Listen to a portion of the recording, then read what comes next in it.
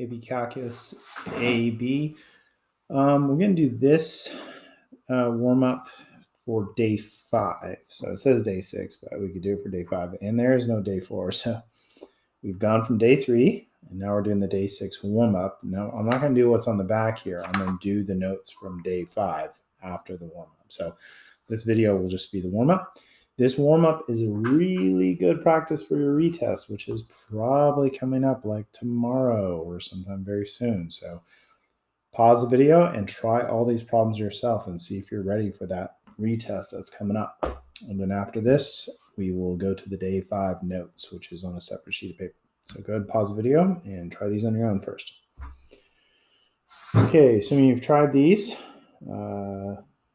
just integrating 2x squared divided by 2. Now, the antiderivative sign is cosine for sure. It's going to give an extra 2 that we don't want, so we need a 1/2, and it's going to be negative. The derivative of cosine is a negative sign, so we need an extra negative there to make it become positive. So that's the antiderivative. And, you could do u substitution. U equals 2x, du equals 2dx. Don't want the 2.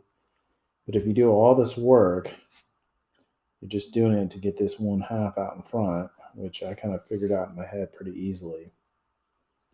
And so you'd have to do all this extra work to eventually get the same thing we got with one step. So it's up to you. But I feel like if it's just an extra number on the inside that's making it have an inner function, then I don't know. Okay, now we've got to plug the limits in. So we get pi squared minus 1/2 of cosine of 2 pi minus 0 squared minus 1/2 of cosine of 0, which is not 0. Be careful. So we can subtract all that. So we got to distribute this negative. Now, so we're going to get pi squared. Cosine 2 pi is 1, so we have a 1/2 there. Cosine of 0 is 1, so we get a plus 1/2 here. And those end up canceling each other out. And the final answer is just pi squared. Okay, next one has absolute values. So if you guys remember, the trick is you got to break this up. Now, you want to figure out where it changed from positive to negative. So you want to factor this and find it in zeros, right? So x equals 0 and x equals 2, where we need to break it up. Now, you could do a line check. Now, we could do a table, which is kind of a slick way of doing this. And you're integrating 3x squared minus 6x dx once. So it's going to be 3x cubed over 3 minus 6x squared over 2. And then you're going to plug 0 in, 2 in, and 3. And you plug 0 in here, you get 0. You plug 2 in, you get 8. Minus 12 is negative 4. You plug 3 in, you get 27 minus 27 is 0. You find the distance between these is 4, 4. You add them up, and you get 8. So that's kind of the slick way of doing it. Otherwise, you would do a line check, put all the zeros on here that you just found, test a point like x equals 3. It's going to be positive, negative, positive. So this tells you you're going to write this. You're going to break it up. You're going to do 0 to 2 of 3x squared minus 6x, drop the absolute values. And then you're going to do 2 to 3 separately of 3x squared minus 6x dx. And if it's a negative chunk, you got to fix it by putting a negative in front.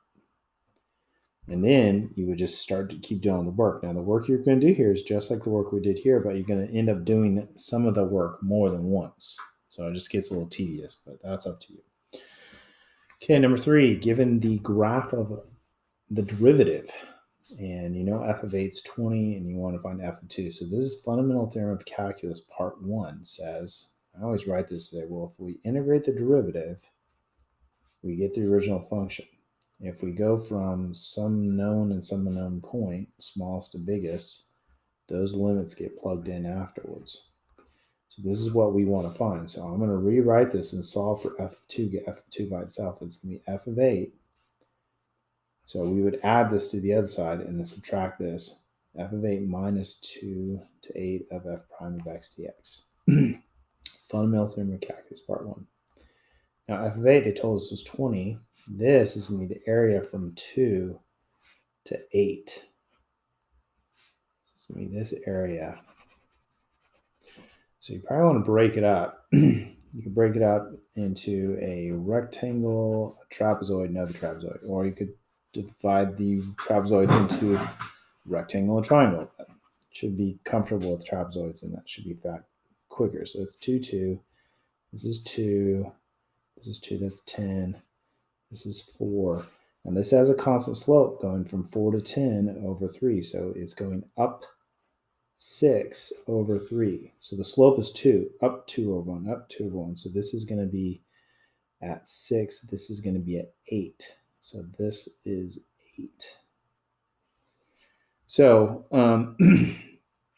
this area is 2 times 10 is 20. The area of a trapezoid is the average of the bases. 10 plus 4 is 14. Divided by 2 is 7. Times the height is 14.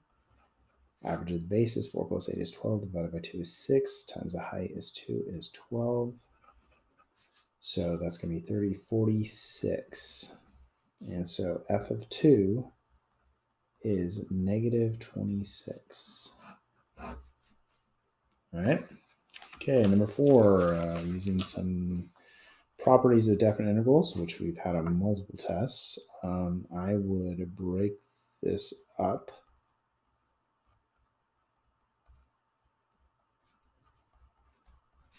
You still have to integrate the 7. Can't just add 7 to the answer. Now these, I think we're going to combine these together. The top matches the bottom. So if we add these together, we're going to get 1 to 4 of f of x dx. And it's going to equal adding these together, which is going to be 3. So we get 3 from that. So this is going to be 3 times 3 plus the interval of this. You could find the antiderivative, 7x 1 to 4, or you could just imagine this is a flat line that you're finding, flat line at 7, and the area from 1 to 4 underneath. It's just rectangles. Base times height. 3 times 7 is 21. So the answer you get is 30. Or if you did this, you would also get the same thing. You'd get 21 this way. Okay, last one. Fundamental theorem of calculus part 2, derivatives undo integrals, but then you got to plug the limits in. So it's going to be cosine of x to the 4th cubed minus cosine of e to the 2x cubed. Now I do this on purpose because there's one more step you got to remember what to do. Top first, bottom second, subtract. You got to multiply by the derivative of what you plugged in. It's the chain 4x cubed. Just that, not x to the 12th. The derivative of what you plugged in, 2e to the 2x. The derivative of e to the 2x is e to 2x times its own little chain rule.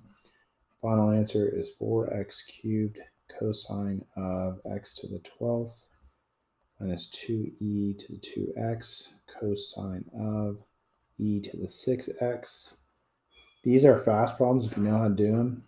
You should get them right. Love them. If you don't know what you're doing, you make lots of mistakes. So that's it. Some really good practice for your retest.